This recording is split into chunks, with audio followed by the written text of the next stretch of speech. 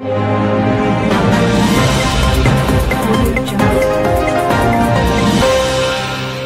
ang inyong daily weather update.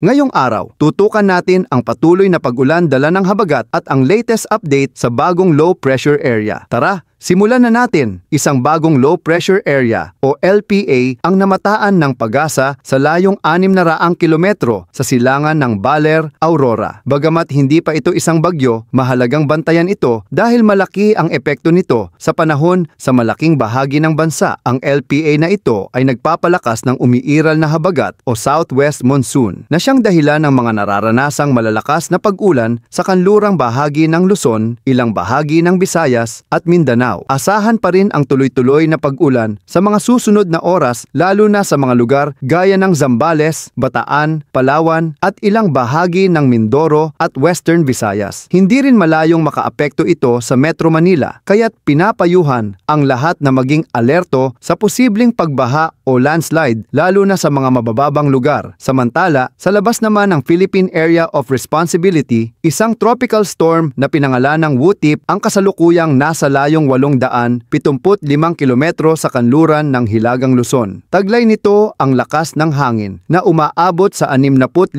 kilometro bawat oras malapit sa gitna at bugso na hanggang 80 kilometro bawat oras habang kumikilos ito pakanluran hilagang kanluran sa bilis na 30 kilometro bawat oras. Bagamat wala ito sa loob ng PAR at hindi inaasahang direktang tatama sa bansa, pinapalakas din nito ang habagat na nakaaapekto ngayon sa ating bansa. Sa kabuuan, wala pang inaasahang bagyong tatama sa kalupaan ng Pilipinas pero ang kombinasyon ng bagong LPA at habagat ay sapat para makapagdulot ng mga malalakas na ulan, pagtaas ng tubig sa ilog at pagkakaroon ng mapanganib na mga alon sa baybayin. Kaya't patuloy na mag-monitor sa mga ulat ng Pag-asa at sundin ang mga abiso ng lokal na pamahalaan. Muli, ang bagong LPA sa silangan ay dapat bantayan sa mga susunod na oras kung ito ba ay lalakas pa at posibleng maging ganap na bagyo. Hindi pa ito malinaw sa ngayon, ngunit habang nananatili ito sa karagatan, asahan ang patuloy na pag-ulan sa maraming lugar. Yan ang lagay ng panahon ngayong araw, Hunyo 12. Kung nakatulong ang update na to, huwag kalimutang i-like, mag-comment at mag-subscribe dito sa Panahon Na para sa araw-araw na weather alert. Maging ligtas at laging handa, mga kapanahon. Ingat Pilipinas!